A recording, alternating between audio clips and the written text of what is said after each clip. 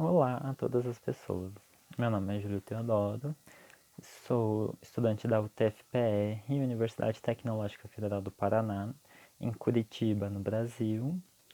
E essa comunicação que eu proponho para o Congresso Internacional Comunicação e Pensamento é um dos desdobramentos da minha pesquisa de mestrado, onde eu trabalho em um periódico de Campinas, no interior de São Paulo, cujo nome é O Babado.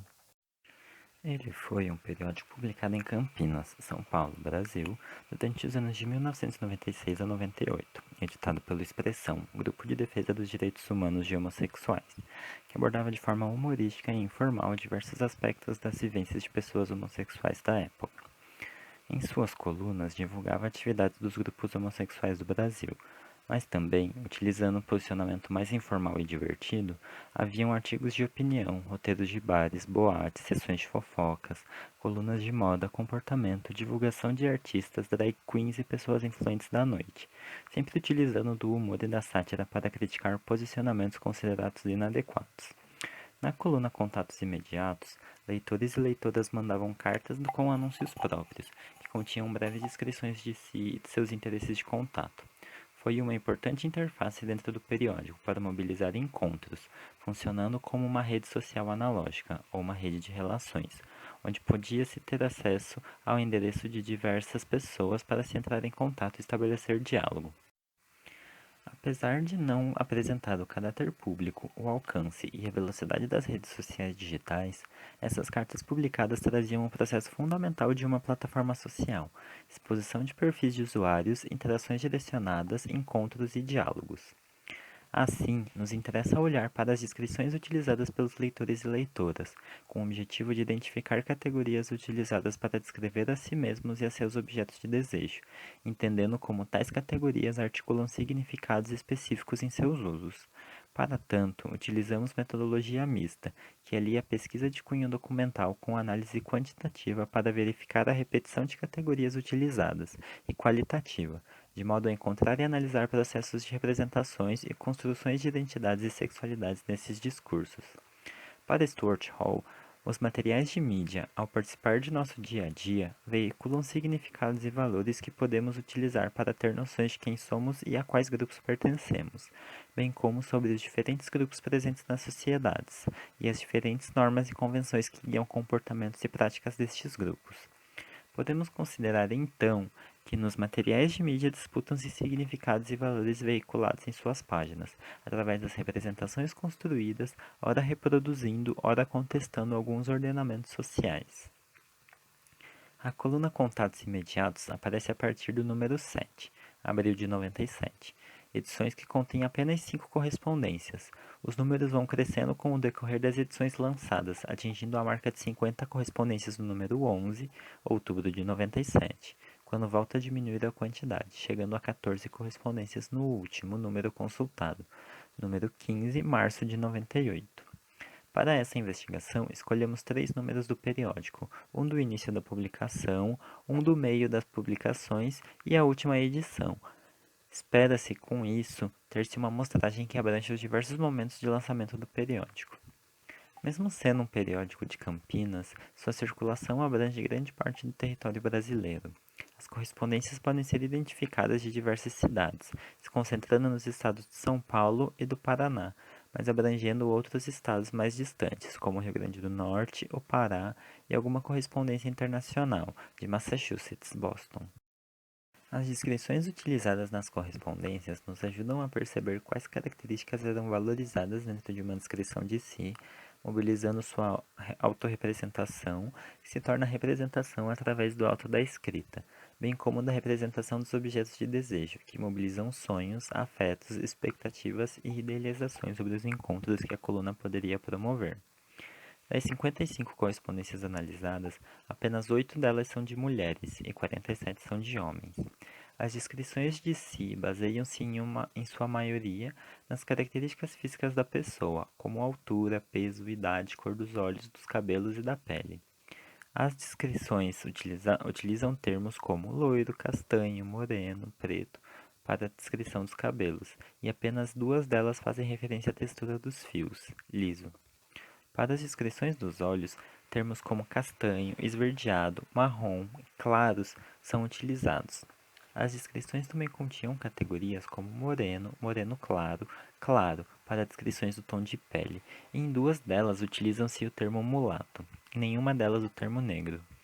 Para Miskolci, a utilização da categoria moreno dialoga com imaginários construídos a partir da veiculação de fotografias e imagens que associavam um corpo de pele mais escura, bronzeada e algumas vezes negro a uma sexualidade e a racialização dos corpos. Assim, corpos morenos seriam lidos como atraentes, características valorizadas neste contexto. Aqui eu trago algumas imagens presentes no próprio periódico Babado, de anúncios e da coluna One Way, onde podemos perceber determinado padrão corporal, onde a pele bronzeada é valorizada, bem como corpos definidos e musculosos. Como uma complementação das características físicas, algumas pessoas escolhem adicionar alguns adjetivos, coisas que gostam de fazer e características pessoais, com o objetivo de se expressar melhor, bem como se destacar entre as outras correspondências da coluna. Assim, é comum, em algumas delas, se descreverem como românticos, carinhosos, cheios de amor para dar, sincero, de boa cultura e discretos. Também é comum a descrição de hábitos e gostos, como gosto por leitura, por música, cinema e esportes, o que pode ser interessante para estabelecer gostos em comum com quem lê a coluna. Algumas das correspondências também incluem a posição sexual, de preferência de quem escreve. Com referência aos seus alvos de desejo, parte das correspondências utilizam frases curtas, como procuro rapazes de X anos, gostaria de receber cartas de todo o Brasil, estou à procura de amizades.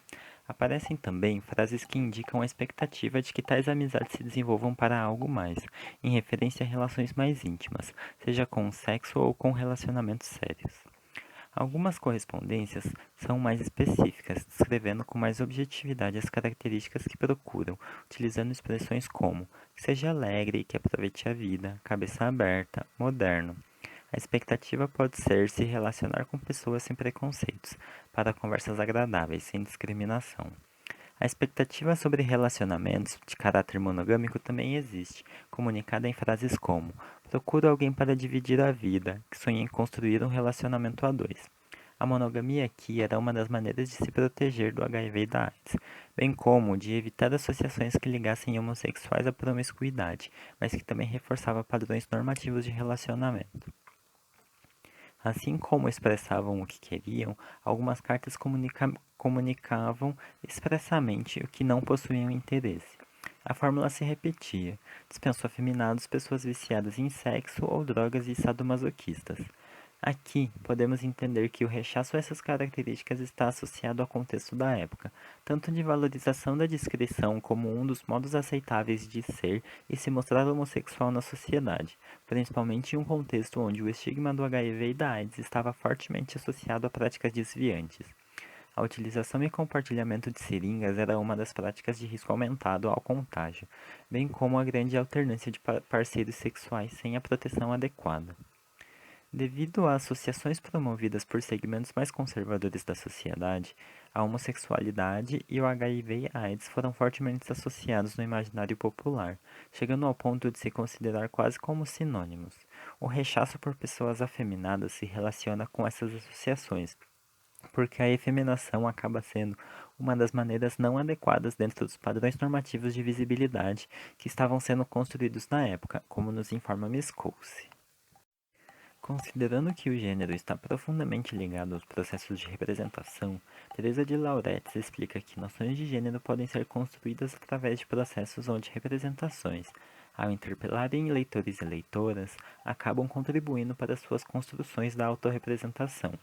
Consideramos que as descrições e categorias utilizadas na coluna Contatos Imediatos podem também ser entendidas como as tecnologias de gênero, contribuindo para a criação de representações onde determinados papéis de gênero e sexualidade, bem como valores, práticas e modos de ser, possuem mais investimentos, algumas vezes adquirindo caráter normativo e contribuindo para regimes de visibilidade, como nos informa Miskolci, enquanto outras representações acabam sendo desvalorizadas, negadas e excluídas.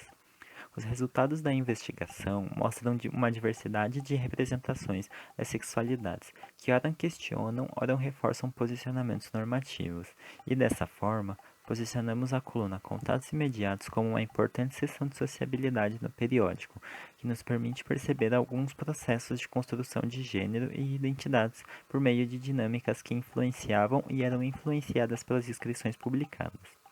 Obrigado a quem acompanhou até aqui. Meu nome é Júlio Teodoro e aqui disponibilizo o meu e-mail para contato, para qualquer dúvida e sugestões. Obrigado.